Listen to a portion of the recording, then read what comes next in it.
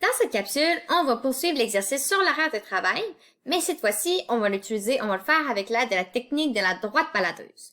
Donc, encore une fois, si vous n'avez pas vu la première capsule sur le début de l'exercice, ce sera important de le voir parce que je vais juste commencer à partir de la deuxième partie. Donc, c'est-à-dire, une fois qu'on a trouvé notre polygone de contrainte, qu'on use une équation, qu'on les a toutes mis, fait le polygone et même trouvé les points d'intersection. Donc, ça, c'est ce que je vois dans la première capsule. Et donc là, ça va être la suite avec la technique de la droite baladeuse. Donc, premièrement, la technique de la droite baladeuse, c'est qu'on va utiliser la fonction optimiser, mais on va la mettre dans le graphique. Donc, tout d'abord, on va prendre la fonction optimiser, puis on va isoler y.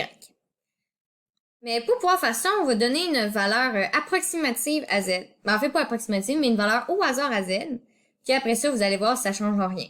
Donc, dans cette page-là, ça c'est où on avait trouvé les points, mais on avait z qui est égal à 13x plus 13.5y. Donc là, mettons que je mets mon z égal à 150, mettons. Je vais vous expliquer après pourquoi ça n'a pas d'importance la valeur qu'on choisit. Donc là, on va... j'ai oublié le y ici. Mais là, on va envoyer... Ça va être d'abord 13.5y plus 13x qui va être égal à 150. J'ai juste comme switché l'équation de bord. Parce que je voulais avoir moins y à gauche. Donc là, je vais avoir 13.5y qui va être égal à moins 13x plus 150. Et là, je vais avoir y qui va être égal à moins 13x plus 150 divisé par 13.5y. Donc, en fait, c'est comme si j'avais y est égal à moins 13x divisé par... Oups, ici, je ne voulais pas diviser le y, là. C'était juste le 13.5. C'est comme si j'avais moins 13 divisé par 13.5 et plus 150 divisé par 13.5. Donc, à peu près. Moins 13 divisé par 13.5, ça va donner moins 0,96 x. Puis là, plus 150 divisé par 13.5, ça me donne 11.1. 11.1. Donc, vous remarquerez que là, on a une équation sur la forme y est égal à ax plus b. Et dans le fond, si on regarde ici, ça c'est mon a. Mon a, il changera pas en fait. Il va toujours être, peu importe quelle valeur de z on aurait donné, là, ça n'aurait rien changé de ça. Parce que si vous remarquez bien, ça c'est moins a. Ben, moins, pas a, mais le chiffre qui était ici, qui a rien à voir avec ça. Donc, lui, il va être là en négatif, puis lui, il va être en dessous là. Puis ça représente ma pente, dans le fond. Donc, ma pente, elle a rien à voir avec le salaire final. Ça va être plus l'ordonnée à l'origine qui va être impacté par le salaire la valeur de z qu'on va donner. Donc, ça va être la valeur de z qu'on va donner divisé par 13.5, ça va donner l'ordonnée à l'origine. En fait, notre pente va toujours être de moins 0.96 dans ce cas-ci, ça va juste être l'ordonnée à l'origine qui va changer. Puis dans un graphique, là, quand c'est juste l'ordonnée à l'origine qui varie, à quoi ça va ressembler, en fait? Ça va ressembler, ben la pente, elle va toujours être la même. Donc, ça a une pente, on va dire, de moins 0.96. Ben ça va aussi avoir une pente de moins 96. Ça aussi. Si on imagine qu'ils sont toutes parallèles, bien sûr, là. Tout ce qui change, en fait, c'est où est-ce que la pente va croiser l'axe des Y. Donc, l'ordonnée à l'origine, dans le fond. Ça va être ça, ou plus bas même. Ben ça va dépendre de quel Z que tu y donnes. Donc, nous, l'important, c'est juste d'avoir une idée de la pente qu'il faut avoir. Parce que la droite baladeuse, ça le dit, ça va être une droite qui va se balader. Nous, on va aller ici et on va aller mettre notre droite et on va la faire se balader dans notre graphique. Donc, comme c'est juste l'ordonnée à l'origine qui varie, on va prendre une règle. À l'ordi, ça se fait vraiment mal. Mais on va prendre une règle, puis on va la promener sur notre graphique de manière à ce que la pente change pas. Donc, je vais laisser la pente jusqu'à temps qu'elle croise le dernier sommet. Puis ça, vous imaginez, ben là, si c'est de même, le dernier sommet qu'elle va croiser, c'est lui. Mais si la pente est plus couchée de même, ben le dernier sommet qu'elle va croiser, ça va être le C. Donc, c'est pour ça que c'est la pente qui est importante et non l'ordonnée à l'origine, vu qu'on va la balader.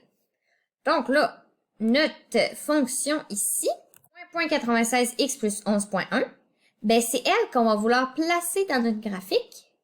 Je vais juste la noter ici. Donc, on va avoir y qui va être égal à moins 0.96x plus 11.1. Donc là, on va placer, qu'est-ce qu'on va faire pour la dessiner? On va placer 2 points et on va les relier, puis ça va nous faire notre droite de base, puis après ça, on va mettre notre règle vis-à-vis pour la bouger. Donc dans notre cas, mettons que je mets x égale 7, par exemple, pour être vis-à-vis ici. X égale 7, ben là, je vais faire moins 0.96 fois 7 plus 11.1. Ça me donne 4.38. Ça veut dire qu'à 7, on est à 4.38. Donc ici, on était à 3.5. Donc 4.38, on va être à peu près, on va être entre le 5 et le 3.5. Donc à peu près ici, tiens. Ensuite, on va mettre un autre point. Notre x égale à 12 pour qu'il soit vis-à-vis celui-là ici. Donc, on va faire moins 0.96 fois 12 plus 11.1. Eh bien, ça me donne moins 0,42. Donc, en fait, on serait dans négatif. Mais là, vous apercevez que mon graphique n'est pas super à l'échelle. Ici, on a 7, on a 10, puis on a 12. Donc, ça, c'est un intervalle de 3, puis ça, un intervalle de 2. Donc, c'était pas facile à faire. Donc, normalement, mon point, il serait plus ici, puis celle-là serait plus en pente. Comme ça. Donc, en fait, on serait comme plus bas. Donc, je vais peut-être juste, pour les besoins de la cause, refaire celle-là sur le sens du monde.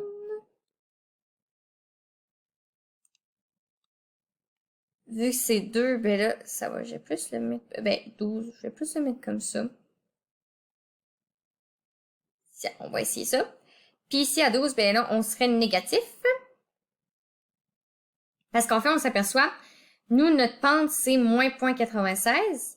Puis la pente de celle-là ici, c'est moins 1. Donc celle-là, elle est légèrement plus prononcée. Donc notre pente va être légèrement plus petite que celle-là. Donc, elle va être à peu près comme ça. Mais là, c'est vraiment mal dessiné. Mais si sur papier, avec des bonnes proportions, ça devrait fonctionner. Donc là, on s'aperçoit que le dernier sommet, si on fait bouger cette droite-là, qui a une pente légèrement moins à pic que l'autre, le dernier sommet qu'elle va croiser, c'est le C.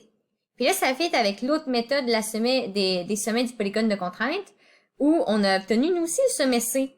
Donc là, on sait que ça, c'est la fonction optimisée. On la déplace vers le dernier sommet qu'elle va obtenir. Donc vers le haut parce qu'on veut la maximiser. Ça aurait été vers le bas si on voulait la minimiser. Mais là, vu qu'on la maximise, on la déplace vers le haut. Donc là, le dernier sommet qu'on croise, c'est C. Fait qu'on sait que la meilleure combinaison, c'est C. Personnellement, je trouve la méthode des sommets du polygone de contrainte un peu plus simple parce qu'on n'a pas de droite à dessiner. Donc, c'est à vous de voir, mais côté rapidité, c'est souvent plus rapide la technique des sommets. Mais celle-là, c'est aussi une méthode faisable si vous préférez celle-ci. Donc, et voilà, c'est comme ça qu'on trouve la réponse à une solution, à un exercice d'optimisation à l'aide de la technique de la droite baladeuse.